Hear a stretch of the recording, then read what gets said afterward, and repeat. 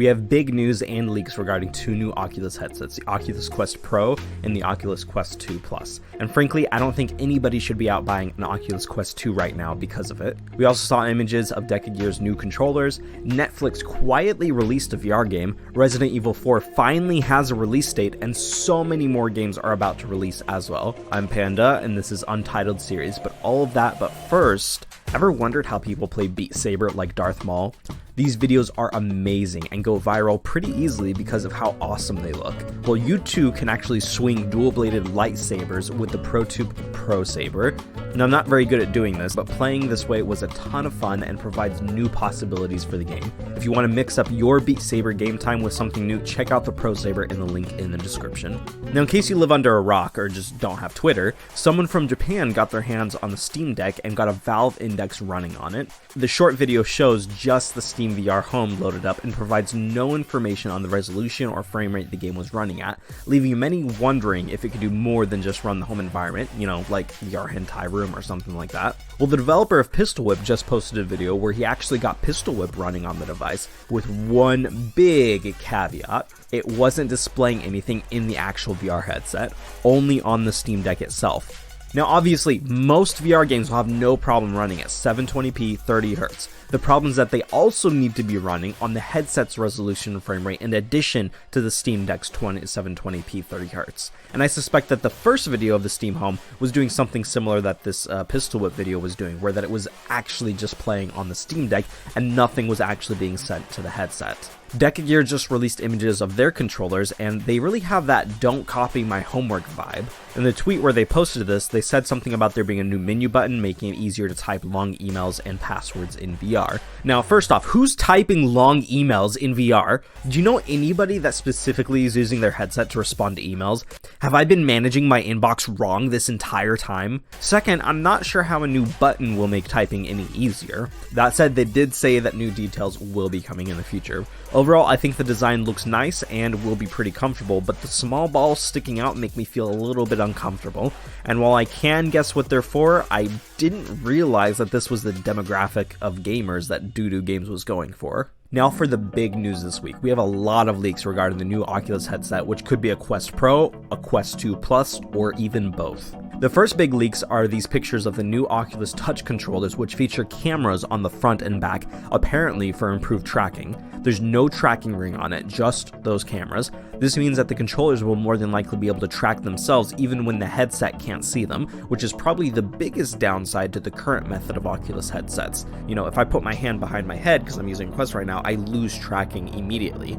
And with cameras on the controllers, presumably this won't be a problem anymore. Some have gone as far as suggesting that these cameras might also be for full body tracking, but I think that's pushing it a bit far. This isn't the first place these controller designs have popped up. They've popped up all over the place. Previously, a Reddit user claimed to have seen these exact controllers in a dream, along with lots of other specs related to the headset. According to him, the new headset will not only have these new controllers, but will also have dual-cell LCD displays, which essentially let the headset achieve OLED-level blacks without some of the other issues associated with OLED, like the price. This solves yet another major complaint that the current Quest 2 has. According to this dreamer prophet, the headset will also have 4K 120fps color cameras for pass-through and mixed reality, 3 sensors on the back of the headset, 2-sided facing 1K near infrared 120fps camera with laser constellation projection, and a whole lot more. Now, all of these predictions are similar to findings that Basti564 and sadly it's Bradley, who posted an extensive video showing off his findings of the current Quest firmware and all this other stuff, some patents and things.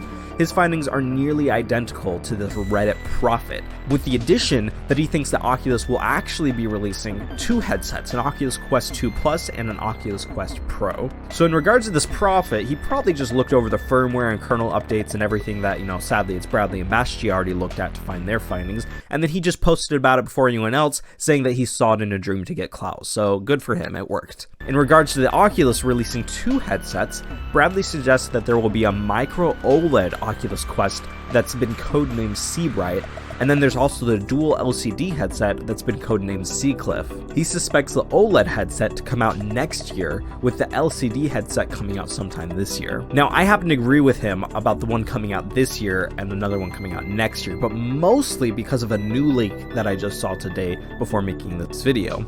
Here's two images from someone's phone that really needs to get charged, where they are participating in some sort of survey regarding a potential headset. Oculus has used surveys in studies and stuff like that before to test out new ideas, and I've actually participated in one before where they tested out many of the features that we now have on the Quest now. In the survey, they asked about two headsets that come with pretty much the same features, the latest processor and newly designed lenses with a 2.2K resolution port I, which is slightly more than the current Quest 2. The only difference between the two is that one comes with controllers priced at $349 and one comes without controllers priced at $299, and it's important to note here that the controllers pictured here are the same ones that have been leaked before. Now let me just say this, if Oculus releases a cheaper headset that doesn't come with controllers, that's pretty dumb, because a lot of people who don't know any better are going to buy that and then get really frustrated when they only have access to like 5 games. I like the idea of them having an option to sell a headset without controllers, but I think it should be like an online-only option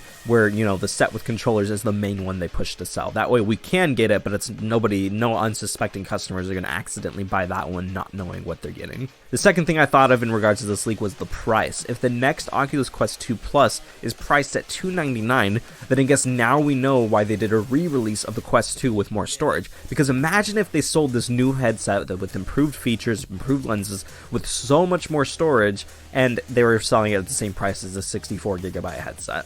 That would be pretty messed up. And then the last thing that comes to mind is that this headset 100% will not have any of those extra sensors that we know the Quest Pro will have. At $349, you're not getting face tracking, eye tracking, etc. And these leaks don't mention those features at all. So this points to what Bradley was saying to be pretty accurate, that we will likely get a cheaper headset this year and then a Quest Pro sometime early next year. If these price leaks are true at $300 and $349, then no one should be buying a new Oculus Quest 2 right now. It's really tempting because Oculus is currently running a sale where you can get $100 off if you buy 2 headsets. But why do you think they're doing this? Could it possibly be to sell off as much Quest 2 inventory as possible before announcing a brand new headset? So ignore my video I posted last week where I said you're probably fine if you buy a Quest 2 now. Only buy a Quest 2 now if you really don't care that you'll be paying the same price for less features, or if you just absolutely need VR now and can't wait a month for Oculus Connect at the end of October, where they will undoubtedly be announcing this new headset. Just wait if you can. This Connect will be pretty interesting, especially because Andrew Bosworth will be taking over the role as Facebook's Chief Technology Officer. This is exciting news because Boz has taken a pretty public role in the company in the last few years, and he's really passionate about XR in general, so I'm excited to see what he's going to do for the company in this new role. Also, John Carmack, the consulting Chief Technology Officer, CTO for Oculus, he announced on Twitter that they're going to make available the Unlocked OS build for the Oculus Go headset. That will essentially give people root access to the device. If you don't know what any of that means, essentially if you own a Go, you'll be able to use the device for pretty much anything you want, even 20 years from now. This unlocks the device, making it 100% yours to do with as you want. Unlike current Oculus headsets, which all require a Facebook login and have many other restrictions, this is a great way to keep the tech alive, even years after it's not supported by the company. And it's honestly a really smart move by Facebook, proving that they are at least somewhat more consumer friendly than some other tech companies. Moving on to game news, we finally have a release date for Resident Evil 4. This iconic game will be releasing for the Oculus Quest on October 21st. We received this launch date trailer showing off the gameplay, and as someone who's never played this game before, this trailer makes it look like a blast, and I will for sure be jumping into it when it finally releases in a few weeks. You may also remember Netflix was rumored to be entering the VR space, and frankly, I didn't expect that to happen for a few years, but Netflix has already just released their first game, and it's available right now for free on the Oculus Quest via App Lab. The game is called Eden Unearthed, and it has Netflix listed as the developer and publisher. The game consists of you basically just running a bike that runs on apples, where you have to actually pick up apples to keep going. The story is set in the distant future where no humans are left alive and only robots exist to cultivate nature. There's a few short narrative moments that are really weird and confusing, but you know, what do you expect from a Netflix game? Of course it's gonna feel like your friend's weird experimental theater piece they invited you to go in to see in college. I looked more into it, and actually the game seems to be based off of a Netflix show by the same name, so if by chance you've seen that short anime series, you might be more interested in the game. After the narrative sequence is over, you're free to ride as far as you can without running out of fuel, which isn't particularly difficult. Overall, it's an interesting idea for a game, but, no, what am I saying? This isn't interesting at all. It's pretty stupid, but I'm curious to see what else Netflix has under its sleeves. Do you like rhythm games? Because Unplugged is Guitar Hero for VR and is finally releasing on October 21st for the Oculus Quest. This game uses hand tracking to simulate playing a guitar, and as a professional guitarist who's been teaching guitar for over 7 years now, I'm pretty excited to give this game a try, and while I already know it's going to be nothing like playing a real guitar, it does look like a lot of fun. Do you like playing roguelite shooters, perhaps? Sweet Surrender arrives this week on September 30th to the Quest and PC VR headsets. The game has a retro cartoony look, which could be written off as a cool artistic choice by the developers, but we all know it's because developers are just trying to keep the polygon count low. Do you like tower defense games, maybe? Captain Toonhead vs. the Punks from Outer Space will be releasing on November 11th for the Quest, Rift, and Vive. The game looks so good that even the trailer has better comedy writings than this show, and that's saying something because it was pretty cringe. It does look pretty entertaining and well made, however, and definitely one to look into if you like that genre. Do you like games with a gorgeous visual style based around wooden toys? Yeah, that was pretty specific. Loco Dojo is coming to Oculus on October 7th. It will feature 16 crazy looking mini games, and I mean, look at this. These are psychotic. What the crap is this?